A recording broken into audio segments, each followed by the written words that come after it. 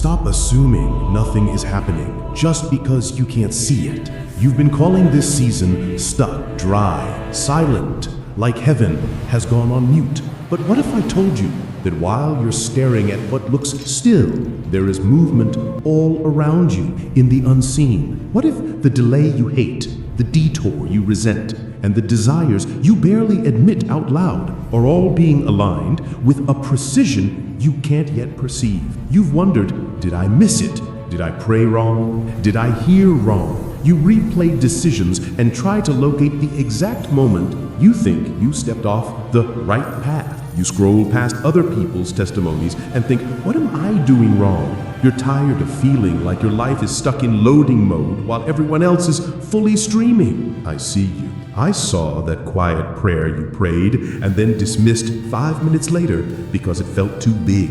I heard the way you said, "It's fine, I'm okay," out loud, while your heart whispered, "I'm actually not okay at all."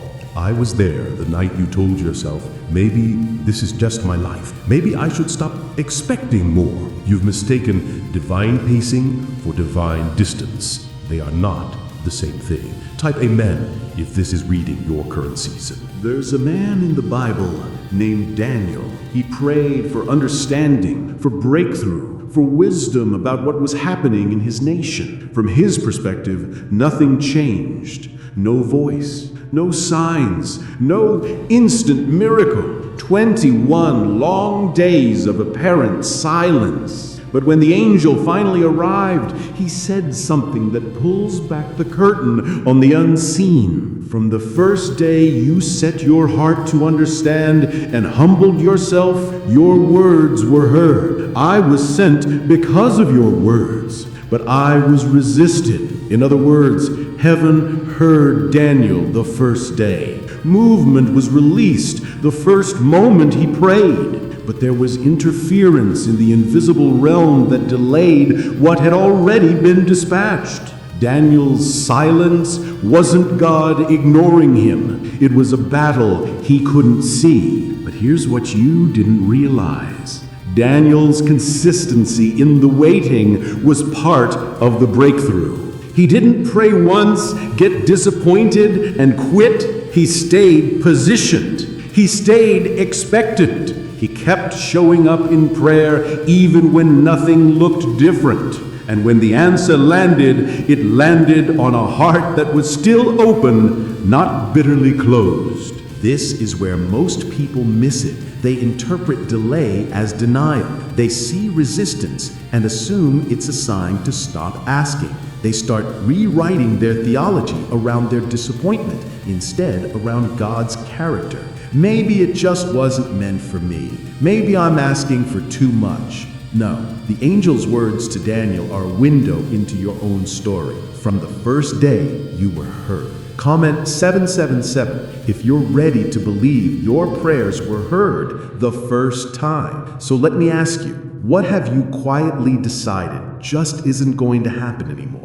What desire have you downgraded to protect yourself from disappointment? Heaven did not label that desire too late or too much. You did to survive the wait. But survival mode is not your destiny. You are in alignment training, not abandonment. Within the next 21 days, there will be a moment, small on the surface, easy to overlook, where you will sense, even for just a second, something just shifted. It might be a conversation, a piece of news, a door that cracks instead of slamming, a peace that suddenly settles where anxiety used to live. That won't be random. That will be evidence that what was resisted is now being released. Here's your action for the next 21 days. Every time you feel that familiar wave of nothing is happening or what's the point, respond out loud with this. From the first day, I was heard.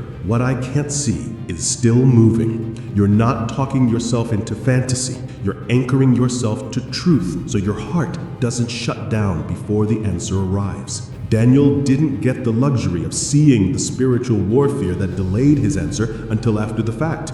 Same with you. You may never know all the ways you were protected, all the doors that needed to be shut before the right one opened, all the timing that had to sync between your life and other people's lives. But you will see fruit if you don't let delay drain your faith. Type amen if you refuse to let this waiting season turn you cynical. Now picture this, the thing you've been praying for, clarity, healing, a partner, a door, a release, a strategy. It finally arrives. Not always with fireworks, but with that quiet inner knowing. This is it. When that day comes, you won't just be grateful for the answer, you'll be grateful you didn't walk away before it showed up. You'll see how different you are now compared to the person who first prayed. Less frantic, more anchored, less easily shaken, more rooted. That's not accidental. While you were waiting for the situation to change, God was changing you. The delay was shaping your discernment, your resilience, your ability to carry what you're asking for without it crushing you. Because an unanswered prayer can ache, but an answered prayer you weren't ready to steward can destroy. This is why your future is tied not just to what God does, but to who you become in the waiting. Daniel's revelation impacted nations because he didn't collapse in the in-between. Your story will steady someone else one day in their own waiting room. You'll be the one who says, I remember when it felt like nothing was moving. Now I can tell you so much was happening behind the scenes. The next 21 days are not about forcing something to happen, but rather to receive what God is already doing in you to steady your heart. It's also about preparing you for what's going to happen in the near future. They're about training your heart to stay open, your eyes to notice subtle shifts, your mouth to agree with truth instead of with fear. You're going to start catching the small signs, the right person crossing your path, the random word that confirms what you sensed, the strangely perfect timing you almost chalk up to luck.